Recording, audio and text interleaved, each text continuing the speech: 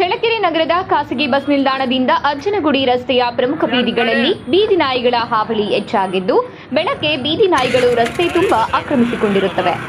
ಬೀದಿ ನಾಯಿಗಳು ರಸ್ತೆಯಲ್ಲಿ ಅಡ್ಡದಿಡ್ಡಿಯಾಗಿ ಓಡಾಡುವುದರಿಂದ ಬೈಕ್ ಸವಾರರು ಬಿದ್ದು ಕೈಕಾಲು ನೋವು ಮಾಡಿಕೊಂಡ ಘಟನೆ ನಡೆದಿವೆ. ಆಸ್ಪತ್ರೆಗೆ ತೆರಳುವ ರೋಗಿಗಳು, ಹೋಟೆಲ್ ಮತ್ತು ಶಾಲಾ ಕಾಲೇಜುಗಳಿಗೆ ಹೋಗುವ ವಿದ್ಯಾರ್ಥಿಗಳು ಜೀವ ಕೈಲಿ ಹಿಡಿದುಕೊಂಡು ಓಡಾಡುವಂತಾಗಿದೆ. ಈಗಾಗಲೇ ಕೆಲವು ಕಡೆ ಬೀದಿ ನಾಯಿಗಳ ದಾಳಿಯಿಂದ ಮಕ್ಕಳು, ವೃದ್ಧರು ಮೃತಪಟ್ಟ ಘಟನೆಗಳು ಬೆಳಕಿಗೆ ಬಂದಿವೆ. ಇಲ್ಲಿಯೂ ಇಂತಹ ಘಟನೆ ಬರುವ ಮುನ್ನವೇ ಕೂಡಲೇ ಸಂಬಂಧಿಸಿದ ಇಲಾಖೆ ಅಧಿಕಾರಿಗಳು ಬೀದಿ ನಾಯಿಗಳ ಹಾವಳಿಗೆ ಕಡಿವಾಣ ಹಾಕಬೇಕೆಂದು ಸಾರ್ವಜನಿಕರು ಆಗ್ರಹಿಸಿದ್ದಾರೆ.